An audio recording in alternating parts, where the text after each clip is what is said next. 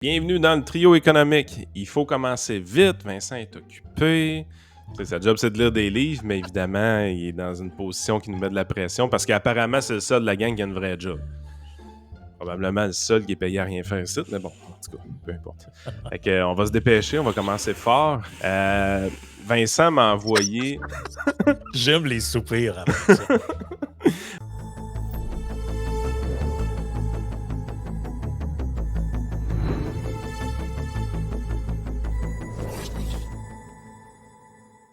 Vincent m'a envoyé hier le résumé du budget du Québec. Ça se résumait à, grosso modo, crise de budget de marde.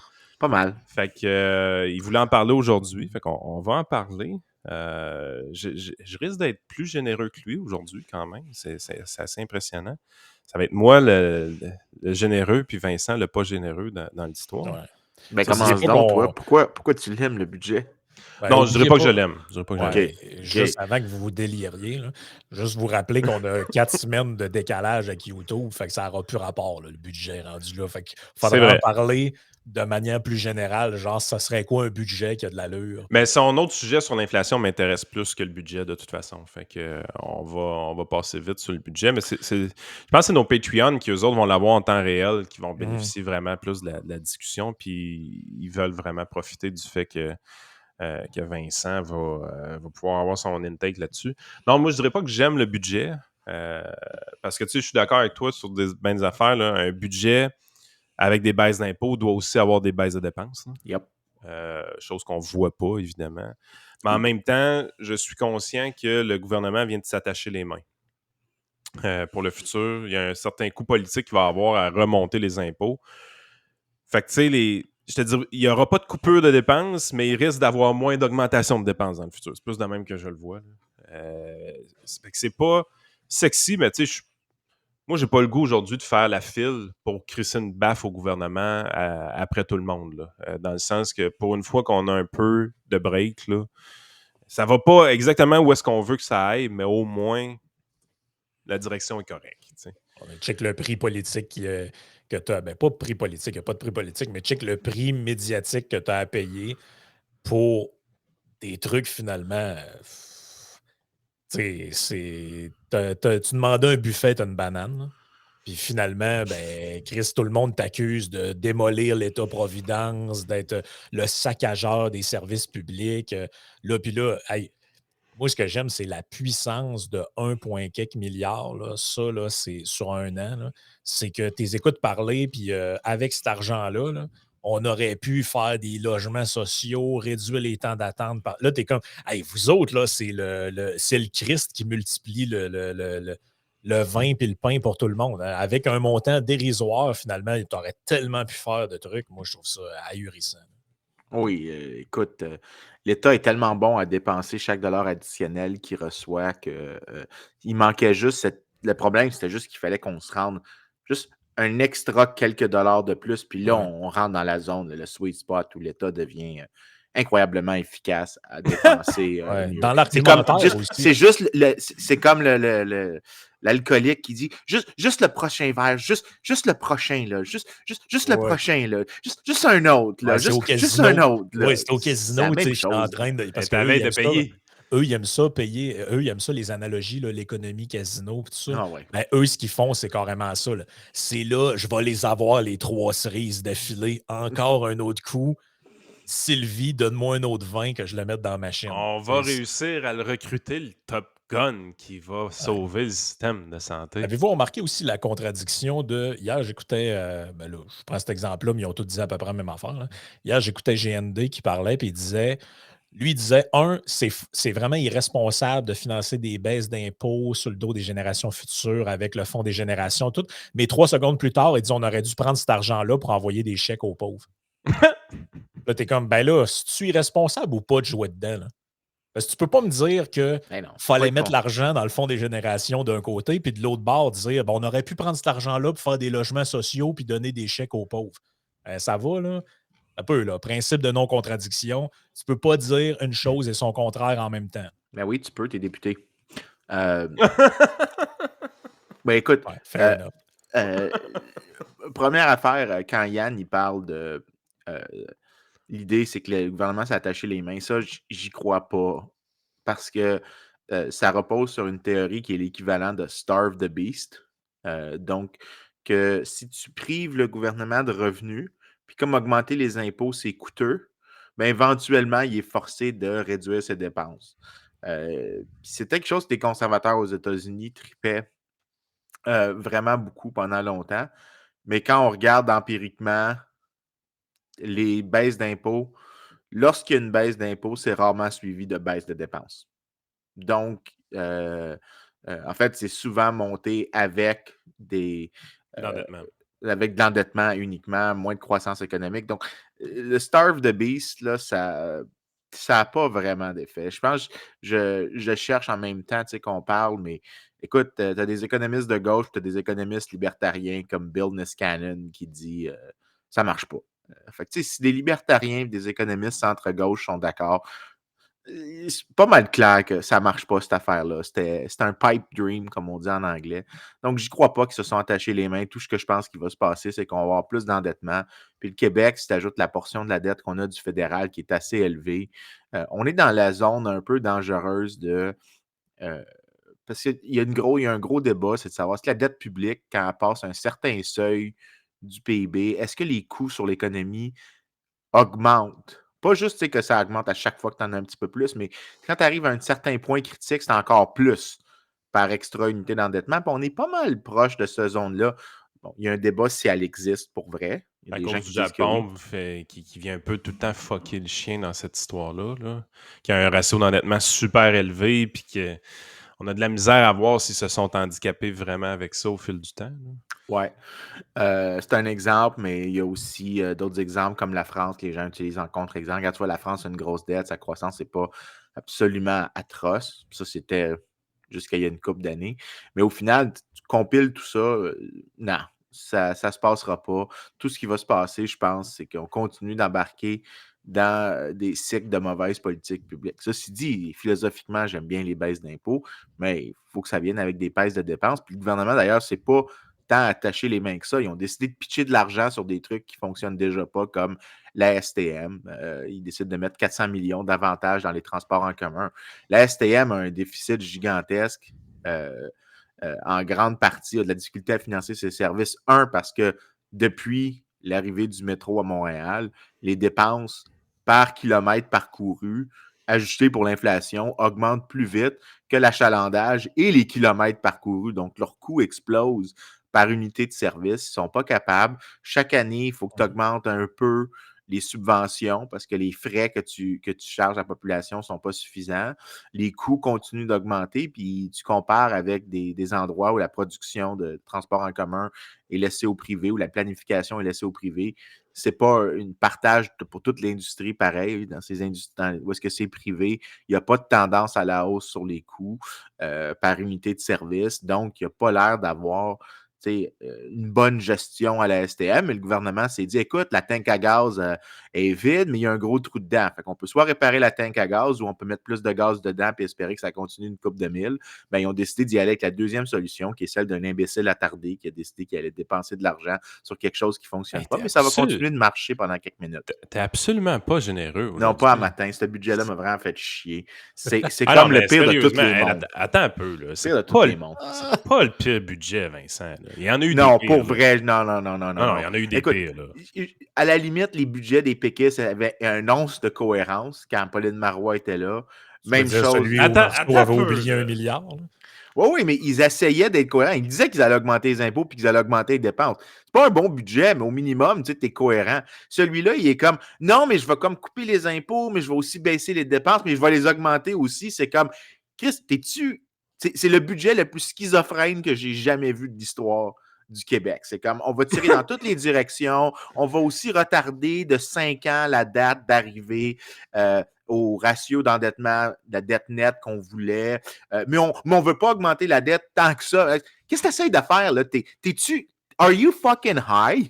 Mais en réalité, quand on étudiait le document budgétaire hier, ce qu'on se rendait réellement compte, c'était, puis là, là-dessus, je te donne raison, c'est que le budget au complet a été construit en contre-argumentation. sais, on a tous aujourd'hui les articles dans le journal, là, vraiment malhonnêtes à la Michel Girard de un Timbit par jour pour tant de revenus par année, puis l'autre, c'est un café latte par jour, puis là, les riches ont plus de retour d'impôt, puis tout ça. Là, tu te dis, tabarnache, c'est un peu débile. Mais tu voyais les pages dans le budget, c'était contre-argumentaire qui était déjà établi face à ça. Ben là, eux autres, c'était le pourcentage de revenus considéré par la baisse d'impôt quand tu gagnes 20 000, 30 000, tout ça, il est plus élevé, ainsi de suite. Fait que, puis tu as l'impression tout le long du document budgétaire que c'est réellement un contre-argumentaire envers les attaques qui vont se voir. Puis là-dessus, sur le manque de cohérence, j'embarque aussi parce que le scénario économique de base, tu sais, normalement, tu te dis, il y a un stress test qui va être fait au niveau des finances publiques par le ministère des Finances, où est-ce que réellement tu vas avoir un scénario très pessimiste, un scénario optimiste, puis un scénario de base. Puis tu essaies de voir qu'est-ce que ça va faire sur les finances publiques du Québec pour les prochains 5 ans, le fameux plan 5 ans de tous les régimes socialistes. Tu arrives dans une position où est-ce que tu te dis, le scénario de base, il n'est même pas cohérent en lui-même, dans le sens que c'est vraiment assez spectaculaire ce bout-là. Puis ça me fascine parce qu'il n'y a personne qui en parle aujourd'hui dans les médias, là, mais dans le scénario de base, le Québec évite la récession, entre autres grâce à la baisse d'impôts. L'inflation se termine immédiatement, dès 2023, et retourne à 2 Des hypothèses complètement débiles. Retourne à 2 dès 2024. Baisse de taux d'intérêt en 2024. Toujours le tout sans récession. C'est assez spectaculaire. Et... c'est juste de la farine sur mon nez. Ça, c'est juste de la farine sur mon c'est ton nez. imitation d'André Boisclair, ça? Non, si je faisais mon imitation d'André Boisclair, je serais en prison. OK. Non, il Ouais, l'est non, plus. c'est mieux pas ça. Non, c'est vrai, il l'est plus. Il l'est plus. Puis la dernière, ça, c'est la plus farfelue de la gang, c'est que la dernière offre patronale qui a été faite aux employés de l'État était acceptée. Alors qu'on offre... Écoute, dans les 2 dernières années, je pense que les augmentations étaient de l'ordre de 1,5 % pour les employés de l'État, alors qu'il y a de l'inflation qui était beaucoup plus élevée, puis que les employés au secteur privé augmentaient vraiment, vraiment, vraiment plus vite. Et pour les 5 prochaines années, on offre 11,5 % aux employés. Donc, Sur 5 ans? Sur 5 ans. 11,5? OK. Puis Écoute, d'ailleurs, quand ils disent 11,5 % ça ne veut pas dire que les employés vont augmenter de 11,5 %. Ils vont augmenter de tous plus. Parce tous que 9 % et 2,5 selon les secteurs. Donc, on peut penser que les infirmières, par exemple, vont avoir 6 % puis que les fonctionnaires vont avoir 0 sur le 2,5. Oui, mais il y a un mythe que les gens de la fonction publique aiment ça pas parler aux médias. Chaque année, il y a à peu près 40 % des fonctionnaires qui ont une augmentation salariale. Les échelons. Exactement. L'augmentation de ce qui se passe, c'est que tu t'imagines l'échelle de salaire, il augmente toute l'échelle du 11 % dont on mentionne. Mais en réalité, la plupart des employés vont avoir par manière automatique, pas par compétence, parce que les échelons, si c'était déterminé par compétence, Non, c'est mon Dieu que ça pure. serait radical. C'est uniquement par combien de temps tu as occupé ton emploi de manière incompétente ou compétente, tu grimpes automatiquement. Donc, tu vas avoir des gens qui vont avoir en moyenne bien plus que Oui, mais prends 11 %. Les dépenses de l'État vont augmenter, juste s'ils gardent la même masse salariale. Oui, exactement. Non, mais à la base, c'est selon les paramètres actuels. Mais prends quelqu'un qui a 17-18 ans d'expérience, je pense que c'est à ce moment-là que tu as fini de grimper tes échelons, là, ce qui est complètement ridicule d'un certain sens. Mais quand tu es à l'échelon maximum, ben là, les seules augmentations que tu vas avoir, c'est ce qui est négocié avec le gouvernement quand même, qui est là, l'inflation. Tu es vraiment dans une position, tu te dis, vous pensez vraiment que dans un contexte inflationniste comme qu'on vit actuellement, les employés de l'État vont accepter cette offre-là? C'est impossible. C'est juste impossible. En fait, ce qu'on commence même à observer, j'ai des clients dans ma clientèle qui commencent à songer à quitter le secteur public présentement. Tu sais, on sait dans la période pandémique, le privé s'est fait voler toutes sortes d'employés par l'État, de par le niveau de sécurité qui était offert, de par les employés publics n'ont pas manqué une semaine de salaire, là, ce qui n'est pas arrivé au niveau privé. Bon, on Sauf avait des gens, là, concrètement, qui partaient de leur job dans des restaurants, tout ça, puis ils allaient être bénévoles dans les centres de vaccination et autres. Ben, pas bénévoles, là, mais salariés à essuyer des comptoirs puis à mettre du Purel. Puis là, le chemin inverse est en train de se prendre parce qu'avec les augmentations de salaire qu'on voit dans le privé qui sont quand même assez vite, surtout au Québec présentement, ben, tu es vraiment dans une position où est-ce que les gens de la fonction publique sont en train de prendre le chemin inverse. Il y en a qui commencent à remettre en question leur emploi au secteur public. Fait que, tu sais, même d'un niveau. Puis ça, c'est pas de la façon qu'on veut avoir de l'attrition avec les employés. Moi, c'est un peu ce que je disais ce matin. Euh, Si tu veux faire un ménage puis te débarrasser d'employés incompétents, ben éventuellement, la fonction publique devrait s'en tirer mieux l'année prochaine que cette année si tu réussis à le faire. Par contre, si tu laisses le secteur privé recruter tes meilleurs éléments avec des meilleurs salaires, je veux dire, la productivité de la fonction publique va diminuer à vitesse grand V. Là. Si les plus vaillants de la gang s'en vont pour avoir un meilleur salaire au privé, on va être dans la marde bien vite au public. Là. Ouais, il faut aussi souligner un truc. Quand on regarde les études économétriques sur est-ce que les travailleurs du secteur public obtiennent une prime salariale relativement à leurs comparables dans, dans le secteur privé, puis la réponse est oui. Tu tiens compte de l'expérience du secteur Surtout d'activité. municipal, je pense. Hein? Ouais, municipal, c'est Ouais. encore pire, mais moi, je regarde juste les provinciaux. Là. Ouais. Provinciaux, je pense, la prime salariale que tu estimes de manière économétrique, c'est comme, je pense, 7%. Puis c'est particulièrement plus élevé pour les moins hauts salaires. Donc, quand tu casses par groupe, c'est vraiment les. Bon, techniquement, ça veut dire que c'est les hauts salariés qui ont presque pas de prime salariale, puis c'est les Ouais. plus bas salariés qui ont les grosses primes salariales. Mais au final, ce que ça veut dire, c'est que tu as un État qui est plus gros que nécessaire, puis il prive le secteur privé de. Parce qu'il y a un effet weird. Quand on estime le 7%, c'est probablement sous-estimé parce que l'effet qu'il y a, c'est que le privé est obligé d'augmenter des salaires pour attirer des gens, mais il n'est Ouais, pas parce que s'il y capable. avait accès à ces travailleurs-là, peut-être qu'ils paieraient un petit peu moins encore, le secteur Ben, c'est privé. parce que tu as raréfié l'offre de travail dans le privé. Fait que tu as augmenté les salaires. Tu pourrais penser que c'est bon, mais ça veut juste dire qu'il y a moins d'emplois. Fait que tu as beaucoup plus de gens qui ont. Tu as des gens, oui, qui ont des salaires un petit peu plus élevés, mais tu as beaucoup de gens qui ont un salaire de 0. Fait que, tu sais, en moyenne, c'est pas le fun. Ouais. Mais tu mets ça ensemble, là, il n'y a pas vraiment de justification pour. C'est de loin le pire budget. Les hypothèses sont débiles. Celle sur la croissance est particulièrement ridicule. Comme disait Paul Martin, la règle d'un bon budget, c'est high tide or low tide will balance the budget. C'est-à-dire qu'il prenait tout le temps les estimés les plus conservateurs. Puis si ça marche bien, super. Si ça marche mal, anyways, on avait prévu pour. Et c'est pas ça qui a fait ça Ouais, sur là, le c'est projet. Mais non. surréaliste. Là. Mais non. Mais Puis pour hier, un ancien banquier, là, je m'excuse, mais ça te montre à quel point aucun banquier ferait quelque chose comme ça. Aucun banquier prendrait ça au sérieux. Mais maintenant qu'on est en politique, on a le droit de dire des conneries puis de prétendre qu'on est brillant. ouais. Je m'excuse, mais les prévisions du ministère des Finances, ils sont pas si bonnes que ça. Quand tu regardes, en moyenne, 50% du temps, ils se font planter par le marché, puis 50% du temps, ils plantent le marché. Fait qu'en moyenne, ils ne sont pas différents. Il n'y a aucune raison de croire que le ministère des Finances a une prévision supérieure de manière systématique au secteur Ouais. privé. Fait que c'est d'une hypothèse, d'une débilité. Sérieusement, là. Moi, j'aurais aimé ça, il posait une Budget de question. J'aurais aimé ça, il posait une question hier, moi, si j'avais été là. C'est qu'il nous a encore dit dans son allocution que l'inflation était liée à la guerre en Ukraine. Ah, il a pas fait ça pour vrai. Ben oui. Petite bande de jambon. Et il a aussi dit qu'elle C'est pas allait. généreux aujourd'hui. Et il a aussi dit que ça serait bientôt terminé, l'inflation.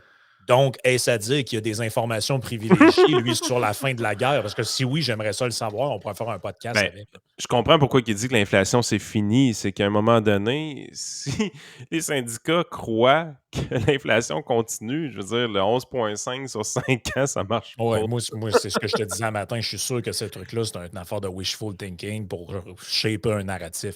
Mais moi, quand j'ai Écoute, écouté son truc hier, c'était vraiment, pour reprendre l'expression consacrée, c'était le beurre, l'argent du beurre, la meule de fromage puis le cul du fermier. Parce que je dis fermier vu qu'on est inclusif. Là. Parce que on sait jamais. Ouais, c'est fermier.fermière. fermier.e.es.wt barbecue. Fait que. Fait que. Vas-y, Vincent. T'es pas correct. Hey, aujourd'hui, il y a quelque chose Ouais. dans l'eau. C'est comme si on a commencé par le Patreon, je sais pas trop là. Ouais. Écoute, juste pour le sake of it, je regarde les taux d'inflation dans les années 80, puis je regarde le temps que ça a pris pour revenir à 2% year to date. C'est long. Ça a été, écoute, le pic est à peu près en 81. Non, excuse-moi, en 80, c'est le pic. Pour arriver à 2%, tu arrives à 1983, troisième trimestre de 1983. Fait que 3 ans. Ça fait à peu près 1 an là, qu'on deal avec de l'inflation. Septembre 2021.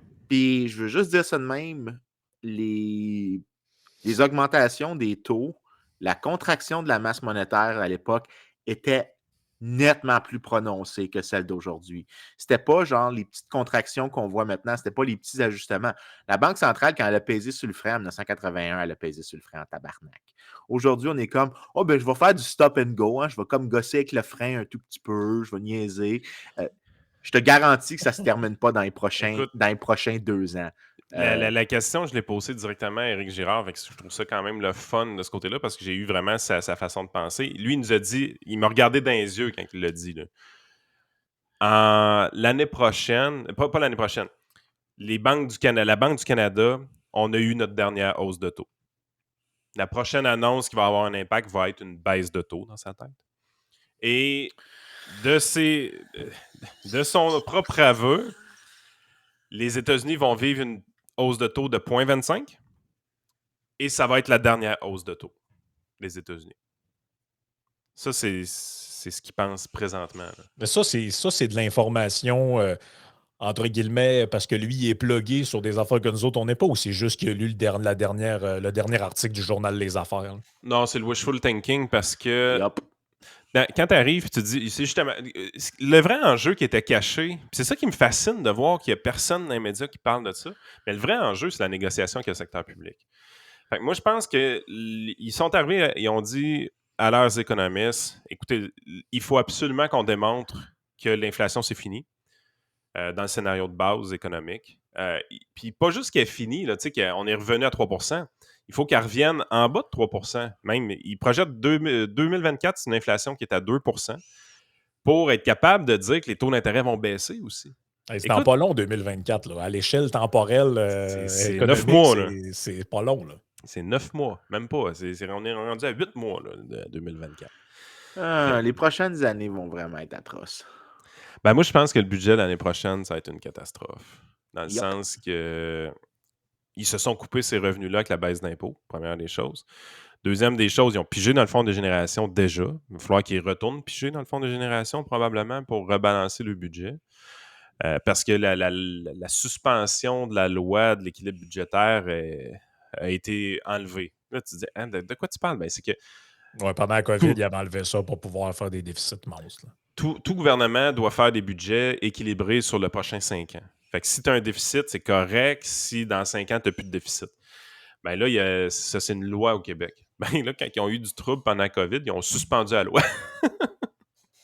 Mais là, ils ont enlevé cette suspension-là. Fait que là, le budget qui a été présenté, il était équilibré sur 5 ans. Là, tu te dis, est-ce que c'est n'importe quoi pareil? Tu fais une loi, puis là, quand ça fait plus ton affaire, t'enlèves la loi. Crisse-moi ça au vidange tant qu'à ça, cette loi-là. C'est all fake, toute cette affaire-là. Mais tu sens vraiment qu'il y a une déconnexion. Tu sais, l'entrevue qu'on a eue avec Philippe Couillard, moi, avait été révélatrice beaucoup sur la direction qu'il prenait, puis le sérieux qu'il prenait à améliorer les finances publiques, puis le ratio de la dette sur le PIB à long terme dans les années où est-ce que ça allait bien. Puis tu vois qu'ils ont pris ça réellement au sérieux de leur côté, parce que même les graphiques qui étaient fournis par le ministère des Finances, il y a certains graphiques qui montraient vraiment comment que la dette par rapport au PIB a réellement été attaquée avec les libéraux, et ça se termine exactement quand la CAQ est élue. Et là, il y a carrément un changement qui est majeur à ce moment-là, où est-ce qu'on la pente devient beaucoup moins steep, puis que là, on voit que c'est moins une priorité gouvernementale de faire baisser la dette par rapport au PIB. Oui, c'est... Je vais te dire une affaire, là, il y a beaucoup de pensées magiques là-dedans. J'écoutais parler hier. Sérieusement, là, moi, ça... Bon, on mettra de côté les partis d'opposition qui ont tous décidé qu'ils voulaient dépenser plus, notamment le Parti libéral. Excusez, libéral. Oui, mais le Parti libéral... Il faut que je mette les citations autour du mot maintenant à chaque fois. Le Parti libéral, y a-tu quelqu'un qui peut lui rappeler qu'eux autres aussi étaient pour les baisses d'impôts pendant la campagne électorale? Là, c'est comme s'il n'y a plus rien qui existait. Puis, ouais, OK. Frank, ta gueule, Frank. Hey, ça m'écoeure, moi, des politicos de même. Asti que ça m'écoeure. Non, mais les baisses d'impôts, c'est juste bon dans des élections. Puis surtout, bien en plus, dans les élections, ce qui est le fun, c'est que tu peux proposer des hausses de dépenses puis des baisses d'impôts, puis faire un budget tout balle bâclé, avoir Carlos Leitao qui vient s'excuser de l'avoir fait, puis tout le monde l'a oublié. Oui, fait que, tu sais, Hey, Je veux lui, il juste. est-tu temps qu'il sorte de la politique? Il est-tu Mais sorti, il est Carlos? Oui, parti, il est parti. il a Une quitté, là, chance. il ne se représentait pas. Là. Une Je veux chance. dire. Oh, ben, il y avait des rumeurs qui brigueraient la présidence du parti, mais Ben non, va pas là, Carlos. Va pas là, Écoute, man. un aïe, économiste. Laisse Marois Risky fermer la lumière, là. Ah ah, non, non, mais, non, non, ça va être. mais Il ils ont y de en a la plein qui. misère à décrocher. Là. J'ai encore vu une entrevue de Gaétan Barrette. Là. Il était à Non, un non, non, cheveu de non, se non, non, non, non, représenter non, non, non. encore. Non, non, non. On parle pas de Gaétan Barrette ici, là. Je m'excuse, mais il y a des limites à ma patience aujourd'hui. J'ai déjà. J'ai déjà de la difficulté à digérer le budget, là. Je vais pas. J'ai pas envie de digérer les propos Non. de Mais tu sais, Gaétan Barrette. Là. mais c'est un budget que, tu sais, c'était très cac, là, ce budget-là. Là. C'est-à-dire qu'ils ont essayé de faire plaisir à tout le monde. Oui. On va faire taire la gang C'était à du M puis arc-en-ciel. les conservateurs C'était en arc-en-ciel. mettant un T'avais peu du de baisse bleu. d'impôts. Oui, oui. T'avais du bleu Après ça, foncé, t'avais du orange, t'avais du tu sais, rouge, t'avais du bleu pâle, Ah, t'avais il y du avait des logements vert. sociaux, il y oui. Il y avait du avait toutes les vert. couleurs. Vraiment, la CAQ, là, c'est Puis la tu sais, preuve qu'une coalition arc-en-ciel, ça marche, mais ça a l'air schizophrène comme faux. tu sais, Puis ça donne pas des bons budgets. moi, je suis tanné de l'espèce de faux dilemme tout le temps de si on coupe, là, c'est la personne qui est d'une banque alimentaire puis qui va souffrir. Tellement pas vrai, Là, là. tu es comme, ah, excuse-moi, là, je peux te faire à brûle pour point de même au moins une dizaine de places que tu peux complètement enlever, puis ça changera strictement fuck all dans la vie des gens. À commencer par le ministère de la rétine puis des trucs numériques. Là. Excuse-moi, tu peux prendre ça, crisser ça d'un vidange, puis ça change absolument rien dans la vie de personne. Sauf Ah non, Eric Kerr. Eric Kerr. moi, je sais que Vincent il dit qu'il n'y a pas de preuve de ce côté-là au niveau économique, mais moi, je suis persuadé que la baisse d'impôts n'est pas dans le budget. Puis, c'est pas les soupes populaires qui sont mieux financés demain matin, c'est les fonctionnaires qui ont plus de capacité de négocier leur contrat de travail. Point final. Là. Exactement. Ça, Aussi, ça vaut la peine de souligner que il y a un autre ministère que tu l'éliminais au complet. Probablement que tu aiderais la performance économique du Québec et tu réduirais les dépenses avec aucun coût. C'est tout le ministère de l'Énergie, le ministère du Développement économique, anciennement connu comme le ministère de l'Industrie et du Commerce. C'est uniquement un ministère des subventions. Tu enlèves tout ça, plus tu enlèves Investissement Québec. Hey, il y a 3 ministres des caribous. Là. Il y a Oh, ouais. 3 fucking ministères des affaires de langue. Là. Un, ça peut-tu être correct? Un? Hey, non, il n'y a pas de gras coupé. Vous allez priver des jeunes défavorisés de déjeuner. Puis, tu sais, des affaires, là, la veuve et l'orphelin pour te tirer une larme. Arrêtez, là. On peut, regarde, c'est des On va milliards qui peuvent proposer être quelque chose. enlevés de On ça, va puis ça ne proposer changera quelque chose à rien dans nos la vie de amis. personne. Là. On va proposer quelque chose de très Milton Friedman ici. On va dire que on va proposer l'impôt négatif, c'est-à-dire que tu as jusqu'à un certain montant, tu reçois une aide qui diminue progressivement de telle sorte que tout le monde est à peu près assuré une base. Et après ce montant-là, tout le monde a le même taux de taxation. Mais en gros, tout le monde a un montant garanti. Mm-hmm. Okay? Puis ça inclut ce qu'on voudrait couvrir pour l'éducation, la santé, en gros, ce qu'on pourrait appeler les besoins essentiels des gens, l'éducation universelle, la santé accessible. Mais on élimine tous les ministères. Okay? Il n'y a plus de staff. Le seul staff qui reste, c'est le ministère du Revenu qui collecte. le seul efficace. Il reste aussi le ministère de la Justice, de la Sécurité publique, le Conseil du Trésor, quelques trucs comme ça. Mais après ça, tu n'as plus rien. Tu enlèves tous ces ministères-là. Les gens, après ça, peuvent s'arranger comme ils veulent. Puis, tu peux mettre le montant un petit peu plus généreux là, que ce qu'on a présentement. On fait juste dire que toutes les sommes qui sont des services directs, on les prend, on ajoute 50 puis ça, c'est ce que les gens reçoivent. Mais après ça, il n'y a plus aucun fonctionnaire qui fait de l'administration. Tout ce qui reste, c'est le ministère du Revenu. Je te garantis qu'on coupe l'État québécois d'à peu près un 5e en termes de taille, puis que le service, la qualité des services que les gens vont consommer va augmenter. Puis la croissance économique va s'améliorer. Si vous êtes d'accord à l'idée de faire ça, vous êtes crédible. Mais si ce que vous voulez, c'est vos petits programmes spéciaux, vous n'êtes pas sérieux. Ce que vous voulez, c'est de pouvoir donner des nananes, puis vous aimez ça, faire des programmes spécifiques, ciblés pour certaines personnes, parce que ça vous permet d'aider les gens que vous trouvez plus importants que d'autres. Fait que, go fuck yourself. Moi, En fait, non, il y a un Je suis vraiment clientéliste pas qui généreux est... aujourd'hui. Non, mais il y a un gros clientélisme dans le budget, Oh, ça, ouais. je te le concède. Puis, de mémoire d'homme, je me demande c'est quand la dernière fois qu'on n'a pas eu un budget clientéliste. Il faut quand même être honnête aussi. Là, Mais c'est la c'est ce qui est nature de la fait au chose. Là. Canada depuis très, très, très longtemps. En fait, je pense, les... comment je te dirais? J'ai apprécié le budget d'hier seulement pour la baisse d'impôts.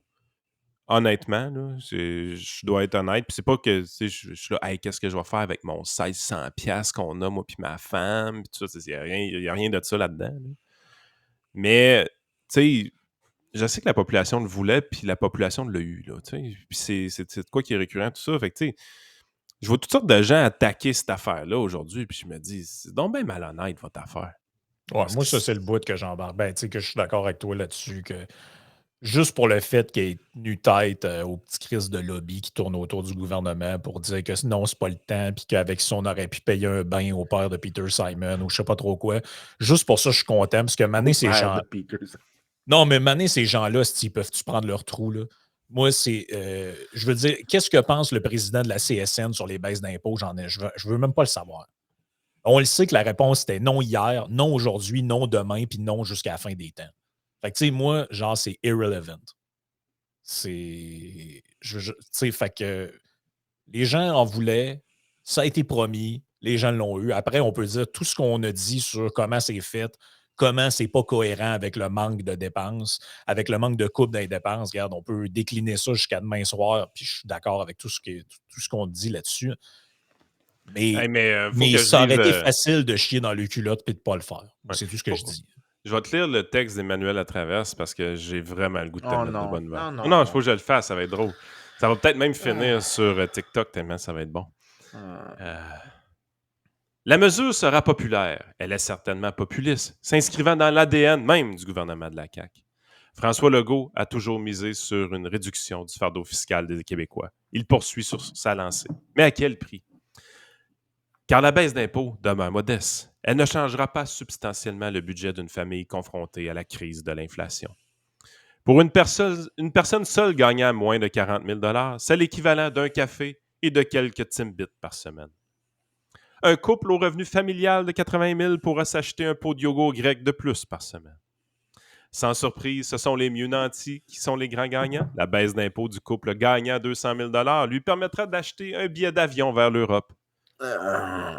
Ça fait plaisir, mais ça coûte cher, très cher, 9,2 milliards de Ça dollars. coûte pas cher! Ça coûte pas cher! Arrêtez! C'est pas votre argent! OK, là, l'idée que ça coûte cher à l'État.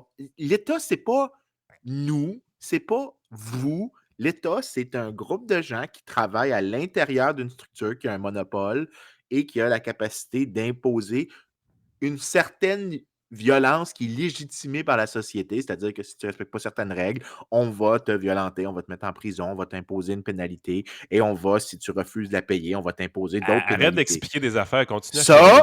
Ça, c'est pas nous, c'est pas vous. Ça ne veut pas dire qu'il le fait pour ton bien. Arrêtez dans cette hypothèse-là, c'est d'un débile. Puis deuxièmement, t'es qui pour dire que la personne ne valorise pas la consommation de ces choses-là? Des Au final, fucking tu es en train de Timbits, dire. Vincent. Hein? Des fucking Timbits. Veux-tu plus de Timbits dans une semaine ou quoi? Moi, C'est j'en ai pas de insignifiant problème. comme Premièrement, propos. j'en ai pas aux États-Unis, fait que je serais d'accord d'en avoir plus. Donc, Mais de c'est un, oui. tellement insignifiant comme propos, là. Tu sais, je veux Oui, dire, mais non dans le seulement fond, ça, c'est mais. qu'elle. Non, mais dans le fond, c'est qu'elle admet implicitement qu'il aurait dû être plus grande que ça. Ouais, de un.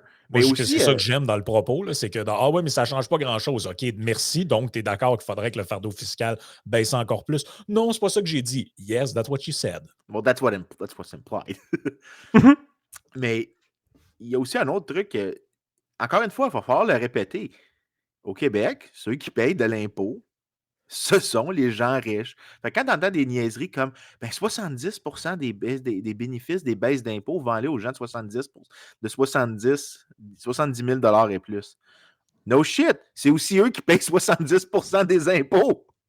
Ah, Tu prends les tables fiscales du ministère du Revenu, du ministère des Finances, parce qu'ils le font. Ça s'appelle les statistiques fiscales des contribuables. Il y a aussi l'équivalent sur les tableaux. J'oublie le nom exact, mais tu peux voir selon les classes de redéclaration de revenus, quelle proportion de tous les revenus de l'imposition sur le revenu est obtenue par ça. 69-68% vient des 70 000 et plus. C'est sûr, c'est eux qui vont avoir le gros des baisses d'impôts parce que c'est à eux que tu demandes de payer. Au final, tu es pas mal dans le champ. Deuxièmement, dans ce qu'a dit, ce qui est absolument débile, c'est que tu présumes que la personne, son salaire ne va pas augmenter. La personne qui dit demain, là, j'ai une augmentation salariale, je peux passer dans une catégorie supérieure, mais la baisse d'impôt va devenir plus importante à passer dans l'autre catégorie, d'avoir des promotions. Donc, il faut aussi considérer l'effet marginal qu'il y a, que les gens vont peut-être essayer d'investir un petit peu plus pour un effort parce que la prochaine unité va payer un petit peu plus qu'elle aurait payé auparavant. Donc, il faut que tu tiennes ça en compte. Donc, tu ne sais pas exactement à quel point c'est élevé. Puis, effectivement, comme Frank dit, tu es pas mal en train d'admettre que si on avait coupé les dépenses, si on avait arrêté de donner le ministère du Développement économique à Pierre Fitzgibbon, tu aurais sauvé à peu près 1,5, 1,6 milliard de plus pour avoir des baisses d'impôts. C'est une chose absolument incroyable que j'aimerais bien plus. Après ça, fais quelque chose comme éliminer le ministère de la Famille, puis que tu fais un transfert ciblé, plus de subventions aux garderies, toutes les garderies sont privées, tu fais juste un transfert sur le revenu qu'on avait estimé pour l'IEDM. Dans le temps, c'était 700 millions d'épargne que tu peux faire, tu le gardes au prorata de ce qui s'est passé depuis l'estimation, tu es à 1 milliard d'épargne, donc là, on est rendu à 2,7 milliards de baisse d'impôts. Je peux t'en continuer des dépenses à couper, hein? Je peux t'en continuer des Et toutes choses des parce que, dépenses, puis je vais Vincent, t'en qui donner des changent plus grosses baisses d'impôts. strictement rien aux services donnés aux citoyens. Ça Oui, fait oui. plaisir, mais ça coûte cher, très cher. 9,2 milliards sur 5 ans pour un effet relativement marginal. Pire, ce sont 75% des nouvelles sommes consenties pour la croissance et la prospérité économique qui sont englouties dans des promesses électorales. Quelle vision!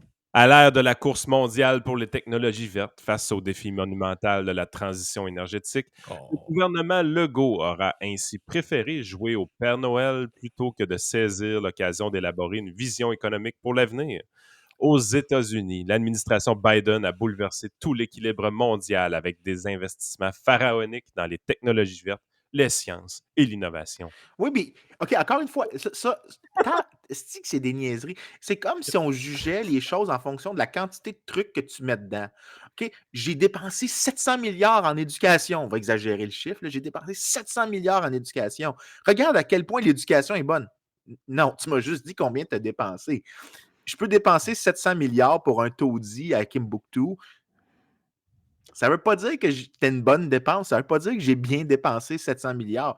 Jamais cette question-là est faite. Quand tu regardes la contribution, par exemple, juste les énergies vertes, parce que je lisais un papier là-dessus, tu regardes la contribution de qu'est-ce qui a généré, genre, la baisse des gaz à effet de serre aux États-Unis, des émissions de gaz à effet de serre, parce qu'il y a eu une petite baisse depuis 2008. Le premier contributeur, c'était la L'azote crise au de gaz. 2008, donc les effets persistants de la crise de 2008 qui a eu un effet d'éliminer certaines industries qui ne sont pas revenues. Donc, il y a eu une petite partie qui était ça. Le reste, c'était le gaz naturel à comme 70% qui expliquait Ouais, ça, un peu de parce que le clean gaz coal, naturel a remplacé le charbon et les énergies vertes, donc les éoliennes, le solaire, le géothermique, expliquaient comme 7% de la baisse. Le gouvernement aux États-Unis a dépensé des fortunes sur l'énergie verte et a zéro dépensé sur le gaz naturel à toute fin pratique. Il a dépensé un petit peu, là, il l'a fait quand même parce qu'il faut quand même qu'il Le subventionne privé l'a tout ce fait qui de est même. possible de subventionner, mais ça s'est fait de manière privée. Fait que si tu veux vraiment sauver la planète, que tu es vraiment soucieux de ça, ça ne veut pas dire qu'un programme gouvernemental qui pitche l'argent à certaines choses va fonctionner. Puis non seulement ça, mais à un moment donné, il faut que tu réalises que quand tu donnes de l'argent à certains types d'énergie verte, le gouvernement décide laquelle il privilégie. Ça ne veut pas dire que c'est la bonne. C'est possible qu'il y ait d'autres formes d'énergie verte qui seraient beaucoup plus rentables, que ce soit par exemple l'utilisation des courants marins, que ce soit possible que ce soit l'utilisation du méthane, la récupération du méthane qui vient de la décomposition des déchets. Tu aurais plein de choses comme ça qui pourraient être des énergies vertes, mais qui ne sont pas celles que le politicien veut être devant avec un beau ciseau puis un ruban Ben rouge oui, puis ben coupé. oui. Puis regardez, c'est grâce à moi qu'il y a cette ferme éolienne ici. Ça ne veut pas dire que c'était la bonne chose. Ici, là, l'idée que c'est les politiciens qui vont nous sauver de la crise climatique, c'est comme, You're right. yeah, Fait que là, on sure, se rappelle que sure. Biden a mis beaucoup d'argent. On continue le texte. Les montants sont tels que la concurrence... Essaye de me tuer, man. Yes, I know. C'est le but. Les montants sont tels que la concurrence devient presque déloyale. Aussi intéressante soit-elle, la filière batterie du ministre Pierre Fitzgibbon ne fait pas le poids.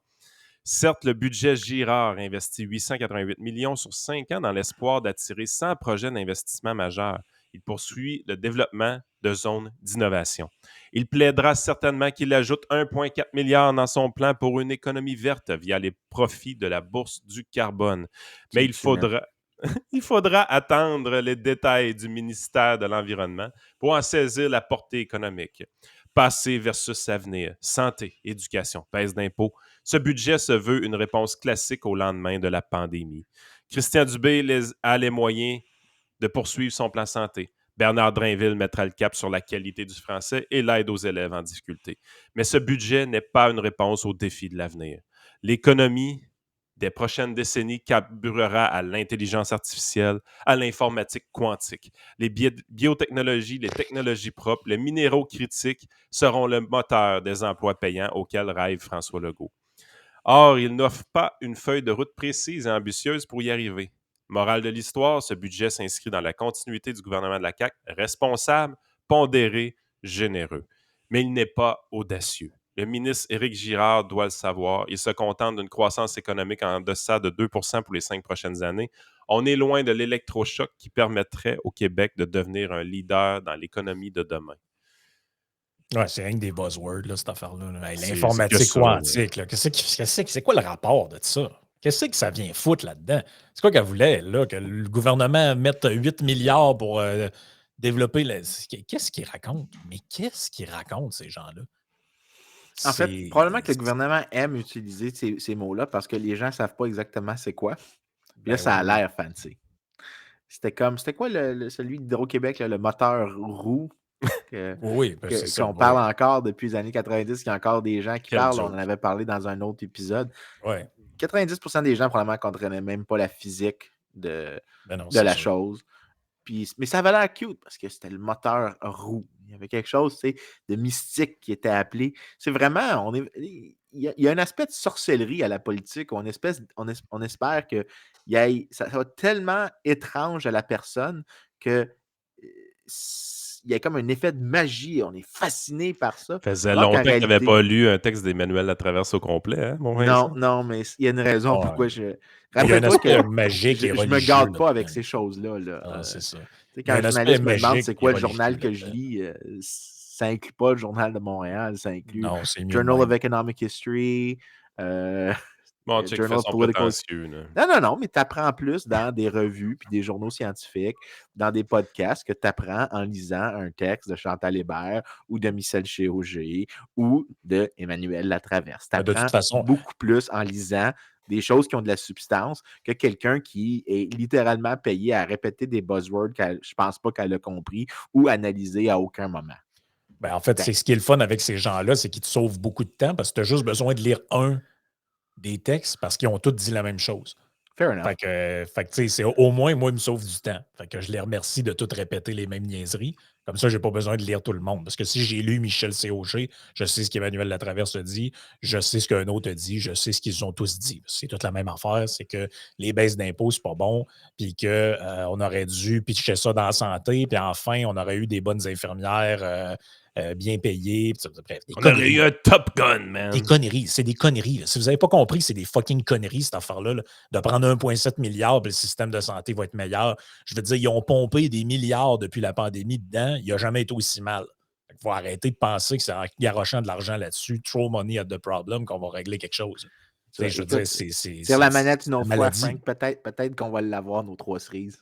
Oui, c'est ça. Oui, on va tirer. On va l'avoir, le jackpot. Mais c'est ça, l'économie casino. C'est vraiment ça. C'est le gouvernement casino. C'est le gouvernement casino. On tire le crinque à toutes les fois, puis on dit il va y avoir 3 cerises. Non, c'est finalement, il y a une banane, une cerise, puis une vieille sandwich. OK, on recommence.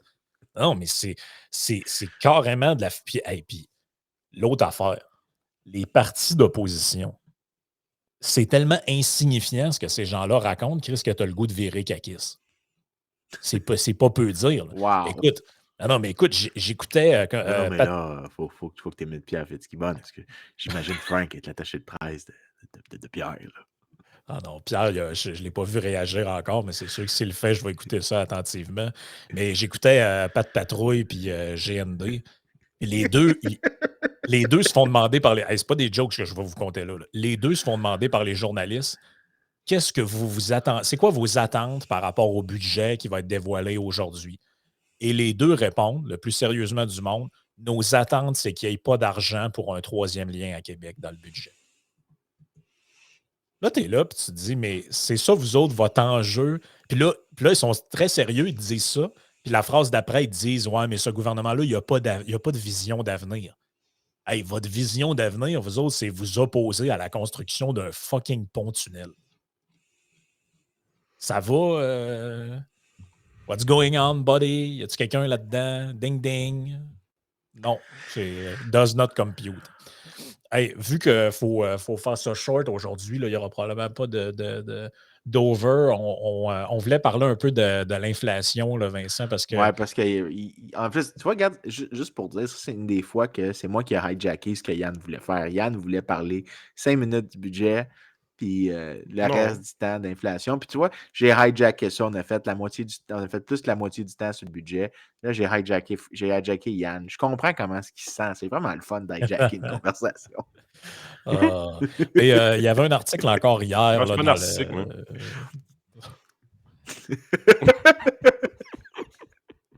Ouais, on est tous des gens très humbles ici. Qu'est-ce que j'avais? J'avais l'article hier. Tellement Je l'avais humble mis qu'on dans pourrait le. être président. Oui, je l'avais mis dans le feed. Je vais vous le partager à l'écran. Bon, là, ça devient compliqué à comprendre là, pour les gens, là, c'est le phénomène de l'inflation. Parce que tout Ça, le c'est monde la raconte fameuse un peu phrase qu'on a n'importe tout quoi, le là. temps. Là. Si on exclut l'épicerie, l'essence et maintenant l'hypothèque, l'inflation est sous contrôle au Canada. On est déjà rendu à 1,8 %. Ben là, regarde, tu vois des articles de même. Là, tu vois bon, l'inflation en perte de vitesse. Puis là, ben, ils mélangent tout plein d'affaires là-dedans. Ouais, l'IPC, là, il est passé de 5,9 à 5,2, mais le coût du panier d'épicerie, lui, il augmente à presque 11 % sur un an.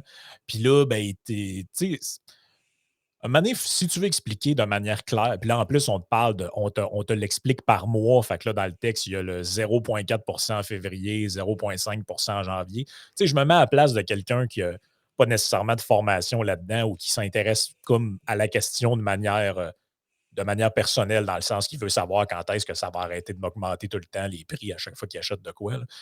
Mais tu sais, ça devient dur à suivre un peu. Puis tu sais, l'autre fois, il y avait l'extrait du journal que je vous avais envoyé, justement, Yann, que tu viens de faire référence, où tu avais quelqu'un qui disait ben, l'inflation est déjà rendue à 2 parce que si on enlève telle affaire, on enlève telle autre. Puis tu sais, la réaction, c'est un peu celle que je vous avais imagée par mes propos colorés où j'avais dit ben, tu sais, si j'exclus ma maîtresse puis le bord de danseuse, je suis un homme fidèle. Tu sais. Puis là, ben. Et ça, il avait dit ouais, mais il faudrait expliquer dans le podcast c'est quoi le core inflation versus l'inflation puis tout. Fait que, tu sais, on peut prendre quelques minutes pour parler Ouais, de ça. ben, l'idée, c'est que ce que les banques centrales veulent éviter, les banques centrales ne doivent jamais répondre à des changements de l'offre. Parce que quand des changements de l'offre, c'est des trucs qui sont hors du contrôle. La monnaie n'affecte pas l'offre dans le long terme. Fait que si tu as une crise du blé dans un pays, ça va augmenter. La raison que les prix vont augmenter, ça va être parce qu'il y a moins de blé. Donc, tu devrais laisser les prix augmenter pour informer les gens que peut-être tu devrais réallouer des ressources vers ça. Mais l'affaire, c'est que quand la Banque centrale regarde juste l'indice des prix à l'inflation, l'indice des prix à la consommation, tu ne peux pas distinguer ce qui vient des chocs sur l'offre de l'effet de la politique monétaire qui joue essentiellement sur la demande, l'aspect de demande de l'économie via l'offre de monnaie qu'eux mettent en circulation. Comment tu fais pour distinguer?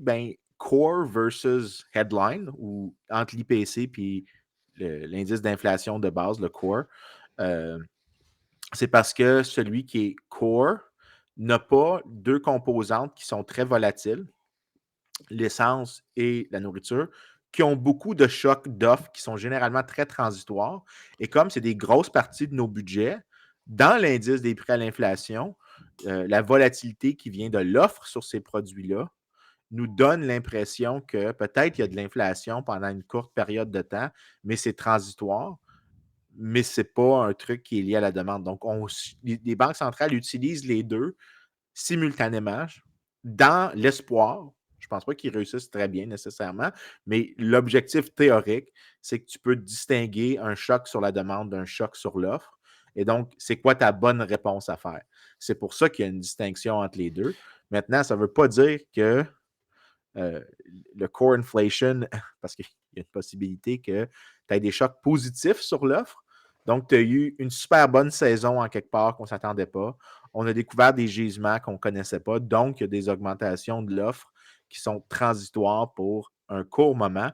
Donc, ces prix-là, en fait, baissent pendant un moment. Fait que ça ne veut pas Ouais. dire que ce qu'on observe, c'est nécessairement un signe de succès. Ça veut juste dire qu'on a isolé un peu des effets de l'offre, des effets de demande. Et le housing n'a jamais été exclu du core inflation. Quand on fait cet ajout-là supplémentaire, c'est là où est-ce que moi, c'est vraiment, je dis, elle lève le flag puis je débarque. Premièrement, le housing, souvent dans l'IPC, va représenter quasiment 30% de l'indice, première des choses. Fait que là, tu te dis, OK, tu viens d'enlever une grosse partie de l'indice de l'histoire. Puis c'est qu'à un moment donné, il y a un effet de substitution aussi qui s'effectue, dans le sens que si ton but, c'est de mesurer l'inflation, c'est l'augmentation générale des prix. Puis là, tu commences à exclure du stock, tu te dis, ben OK, si ça ne représente pas trop un gros pourcentage, peut-être que l'impact va être minime. Mais si tu exclues le housing, qui lui, présentement, les coûts augmentent très vite, puis tu te dis, regarde, le reste est juste à 1,8, donc on a pas mal contenu la patente. Non, mais attends un peu, là. Les prix sont tellement en train d'augmenter vite pour le housing, pour les gens, parce que les loyers augmentent et les renouvellements hypothécaires arrivent. Donc, ce volet-là est tellement en train d'augmenter vite que ça réduit probablement la demande des autres items dans le panier d'épicerie, des autres items dans le panier de consommation du consommateur. Ce qui fait en sorte que oui, probablement dans d'autres secteurs, le secteur des services peut-être, par exemple, je dis ça comme ça, les prix vont avoir tendance à se stabiliser plus vite ou même à baisser peut-être. Mais c'est parce que tu as un mastodonte dans le prix, dans le calcul de l'indice des prix à la consommation qui, lui, augmente vraiment vite. Fait que tu peux pas arriver puis l'exclure tout bonnement et te dire, regardez, on est déjà en bas de 2%, tout va bien. Ça marche pas, cette affaire-là, parce que la modification du panier d'épicerie, ou non, pas le panier d'épicerie, mais du panier de consommation des gens va s'effectuer parce qu'il va y avoir des substitutions, surtout quand il y a des catégories d'actifs ou des catégories de biens de consommation qui vont augmenter beaucoup plus vite que les autres. Là. Fait que, à un moment donné, j'étais là, je dis, on est-tu en train d'essayer de faire de la statistique pour aller identifier du wishful thinking? Là? On veut tellement que l'inflation soit sous contrôle, puis on veut tellement passer à un autre sujet qu'on est en train, à un moment donné, de gratter. Puis ça vient pas de la Banque centrale, là, ça vient de certains analystes. Mais je comprends l'idée de l'utilisation du core inflation dans certains cas, dans un contexte de taux d'intérêt ou de taux d'inflation un peu plus normaux. Mais dans un contexte où est-ce que là, l'inflation est rendue en haut de 5 puis 6 puis oui, il y a un cool-down, oui, il y a une désinflation qui s'effectue, mais on n'a pas atteint notre objectif. On n'est pas rendu en bas de 3 là. On est encore à 5,2. À un moment donné, on est-tu en train de vouloir ralentir l'agressivité de la politique monétaire au détriment que peut-être l'inflation pourrait repartir à la fin de l'été ou des choses comme ça? Là? Écoute, je trouve qu'effectivement, il y a beaucoup de gens qui sont présentement en train de célébrer peut-être un peu trop vite. Ils voient quelques signes encourageants. Ils se disent, OK, c'est correct, on peut enlever le pied sur le frein. Mais la réalité, c'est que, puis surtout avec les craintes qu'il y a d'échec de banque, il y a deux choses à dire. La première, c'est que c'est un peu nécessaire quand tu as eu une période d'inflation, que tu as injecté trop d'argent puis que tu veux l'éliminer, ben c'est un peu normal que tu vas avoir des faillites. C'est-à-dire que ça fait Oui. partie de la game. Puis malheureusement, puis ça, c'est la leçon éternelle.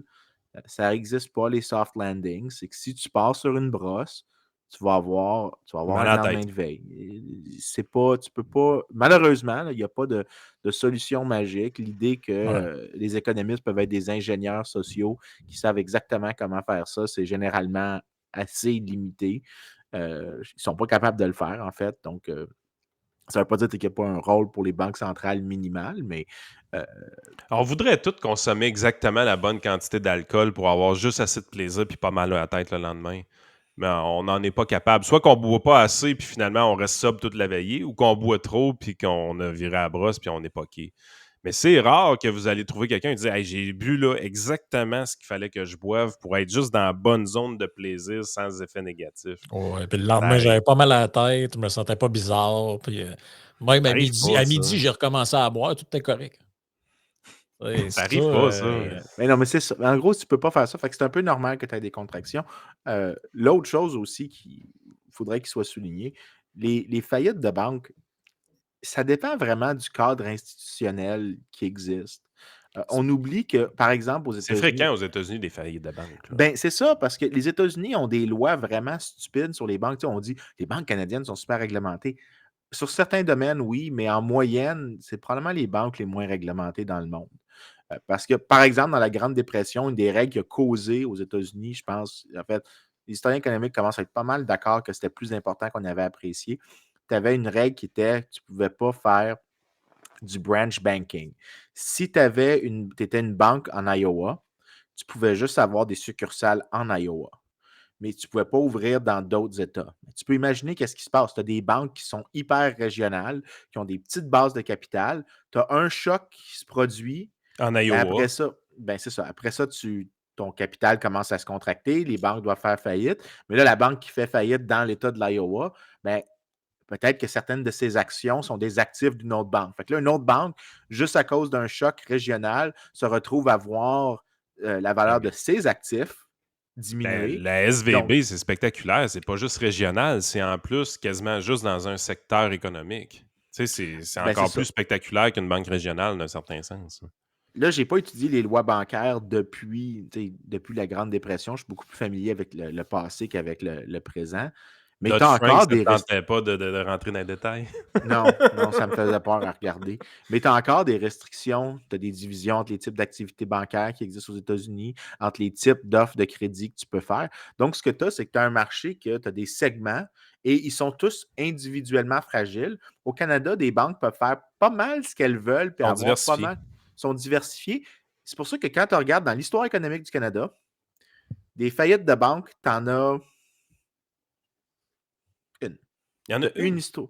Depuis la Confédération d'une grosse banque qui a fait faillite ou qui C'est était laquelle? proche. T'as-tu le nom? Non, je ne me souviens pas exactement. Il faudrait checker. Il y en avait une. Je sais qu'il y a eu un moment où la Banque nationale était vraiment en gros danger dans les années 20. Puis le gouvernement du Québec avait aidé. Mais les faillites bancaires dans l'histoire du Canada, c'est beaucoup plus limité parce que euh, ils peuvent s'ajuster beaucoup plus facilement. Ils ont des bases plus diversifiées. Donc, quand il y a un Il y en choc, a deux. La Banque commerciale du Canada, la CBC, et la Norbank en Mais la, C- 1985. mais la OK. CIBC est encore debout, par contre. En tout cas, ça a peut-être changé de nom à ce moment-là, puis c'est pas CIBC, c'est CCB. Ah, OK, OK, La OK. Banque commerciale du OK. Canada. OK. Donc, les chiffres que j'ai quand je disais 1, ça devait être un truc plus historique, puis je n'ai pas mis à jour. Mais tu compares avec les États-Unis, même dans des années d'expansion économique, tu avais des banques qui faisaient faillite de manière assez récurrente. Au Canada, les réserves, les banques sont pas mal T'as stables. 4000 banques aux États-Unis, c'est pas compliqué, là. Même plus que Exactement, mais ils sont 4000. toutes très petites. Ils ont un lobby super puissant, soit dit en passant. RBC va aux États-Unis, c'est une méga banque, là. En termes Ouais. de capitalisation boursière, RBC, c'est une des grosses au monde, là. TD, même affaire, là. Les banques américaines sont vraiment beaucoup plus petites que des banques canadiennes. Oui, puis non seulement ça, mais je suis convaincu que si demain matin, tu avais une déréglementation complète du secteur bancaire aux États-Unis, là, que tu gardais seulement certaines composantes de risque dans la réglementation, je te garantis que tu te retrouves peut-être avec une vingtaine de banques aux États-Unis. Tu as un paquet de mergers and consolidation qui se produisent. Euh, il y a littéralement trop de banques aux États-Unis qui sont super fragiles individuellement. Ce qui Fait que je fait vais que vous donner des chiffres. Citigroup, là, c'est 86 milliards de capitalisation boursière. Je vais vous donner c'est RBC. gros, c'était groupe aux États-Unis. Là. Oui, exactement. RBC.TO, je pense, de mémoire. C'est ça? Non, c'est pas ça. C'est quoi donc RBC? Le code. Banque TD. OK, banquetd.to, je vais l'avoir au site. Market cap, 144 milliards de dollars, la TD. Fait que la TD est vraiment plus grosse que la Citigroup. Mettons, c'est Bank of America qui est assez gros aussi. Oui. BAC. Là, on a un peu plus gros, là, 225 milliards. Mais vous voyez que TD puis Bank of America, ça se compare, là, ça se compare vraiment. Voyons, c'est quoi En fait, même Desjardins est pas mal gros pour... Tu mettrais Desjardins, c'est pas mal un des plus petits au Canada en termes de services bancaires qui sont faits, même si c'est un credit union. Ouais. Mais tu déplaces Desjardins aux États-Unis, au lieu d'être le dernier de classe, il est genre nettement en haut de la moyenne. Il n'est pas dans le top, mais il est nettement en haut de la moyenne. 179 milliards RBC. C'est vrai, c'est RY.TO, le code. Fait que Bank of America puis RBC, des fois, on a l'impression que les Canadiens, nos compagnies sont tout le temps un peu plus petites que les compagnies américaines. On n'est Pas nos pas... banques. Mais nos banques, c'est pas le cas. Là. Nos banques, c'est des joueurs gigantesques là, par rapport à ce qu'on est habitué dans d'autres pays. Anyways. Pourquoi est-ce qu'on... Ah oui, pour revenir à l'idée que les faillites de banque, c'est pas un truc hyper fréquent. Puis si la réglementation permet des banques d'être diversifiées. Fait que la crise aux États-Unis, c'est pas tant l'idée qu'il doit y avoir une contraction qui fait mal.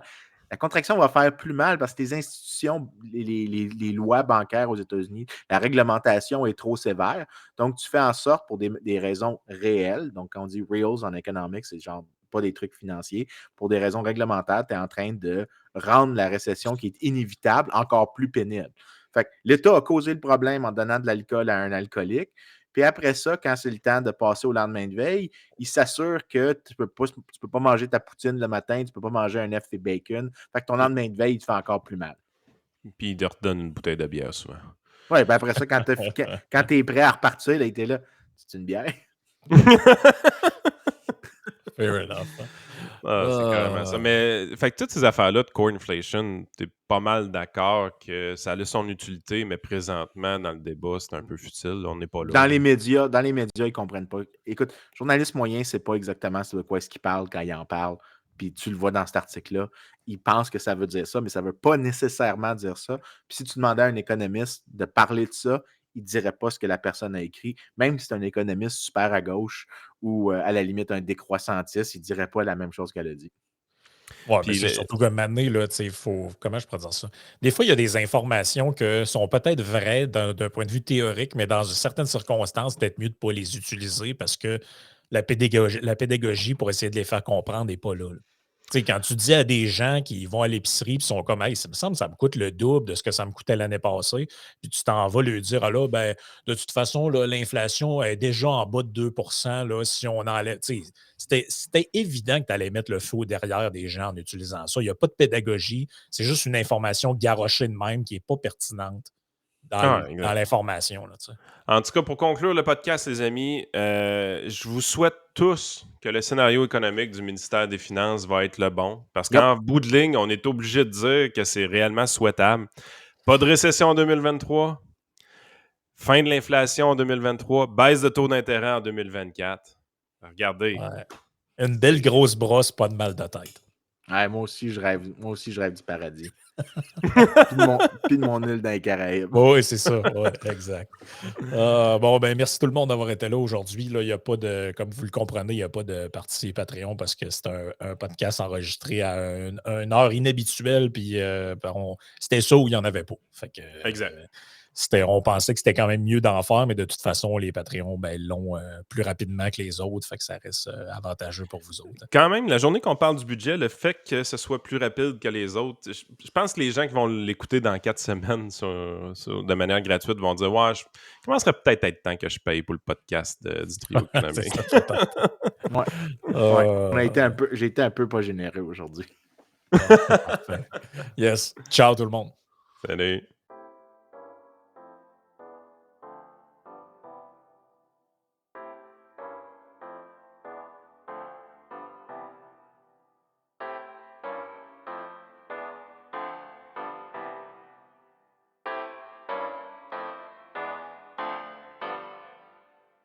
Thank you.